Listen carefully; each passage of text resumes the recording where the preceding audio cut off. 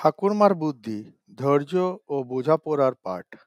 একটি ছোট ভারতীয় পরিবারে যা একটি ব্যস্ত শহরের মাঝে অবস্থিত ছিল, থাকতেন এক জ্ঞানী ঠাকুর মা শান্তা দেবী। তিনি ছিলেন পরিবারের স্বস্থ, যিনি ধৈর্য, জ্ঞান এবং সহজ অথচ গভীর শিক্ষা দিয়ে সমস্যার সমাধান করতেন। তার পরিবারে ছিলেন তার ছেলে রাজেশ, বৌমা মীরা এবং দুই নাতি-নাতিন আরব ও রিয়া, যারা সর্বদা তার পরামর্শের জন্য অপেক্ষা করত।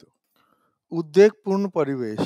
একদিন সন্ধ্যায় খাবারের টেবিলে অবাস্তব পরিবেশ সৃষ্টি হয়েছিল। রাজেশ অফিসের কোনো সমস্যা নিয়ে বিরক্ত ছিলেন। মীরা সংসারের বাজেট নিয়ে চিন্তিত ছিলেন, কারণ হঠাৎ কিছু খরচ বেড়ে গেছিল। আরব ও রিয়া খেলনার জন্য ঝগড়া করছিল, আর তাদের আওয়াজ বাড়তেই থাকলো। শান্তা দেবী সবকিছু ধৈর্য ধরে দেখলেন।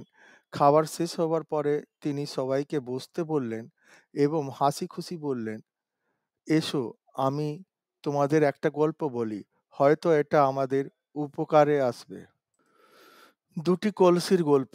একটা ছোট গ্রামে হরিরাম নামে এক কুমার থাকতো। সে দুটি সুন্দর মাটির কলসি তৈরি করেছিল। একটি ছিল শক্ত ও মসৃণ, অন্যটি সামান্য ফাটা, তবে ব্যবহারের যোগ্য।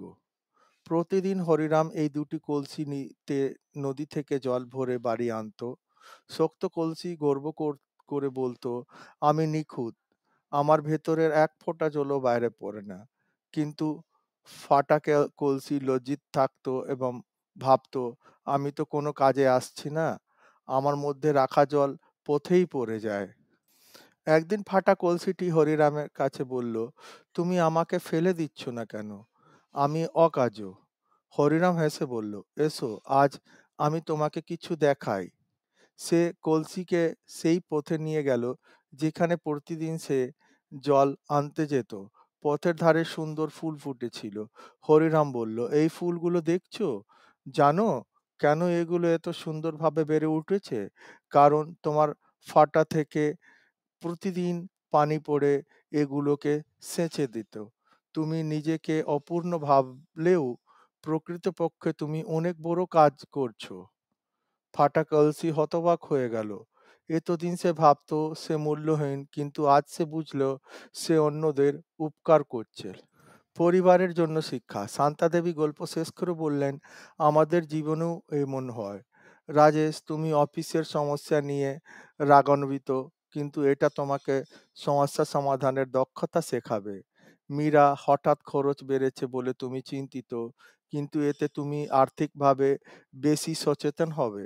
আরব আর রিয়া, তোমরা খেলনার জন্য লড়াই করছো, কিন্তু যদি একসঙ্গে খেলো, মজা দ্বিগুণ হবে। শান্তা দেবীর কথা শুনে সবার চিন্তাধারা বদলে গেল। রাজেশ বুঝতে পারল সমস্যা নিয়ে ধৈর্য ধরলে সমাধান আসবেই। মীরা বুঝলো অর্থের সঠিক অর্থের সঠিক ব্যবহার করতে গেলে মাঝে মাঝে পরিস্থিতি অনুযায়ী বদলাতে হয়। আরব আর রিয়া একে অপরের দিকে তাকিয়ে মুচকি হেসে একসঙ্গে খেলতে শুরু করল। গল্পের শিক্ষা। জীবনে সবকিছু আমাদের ইচ্ছে মতো হয় না এবং সবকিছু নিখুঁত হতে পারে না, কিন্তু আমাদের দৃষ্টিভঙ্গি বদলালেই আমরা বুঝতে পারবো আমাদের দুর্বলতাগুলোও অন্যের কল্যাণের কাজে আসতে পারে। ধৈর্য ও বুদ্ধিমত্তা দিয়ে আমরা আমাদের দুর্বলতাকে শক্তিতে রূপান্তরিত করতে পারি।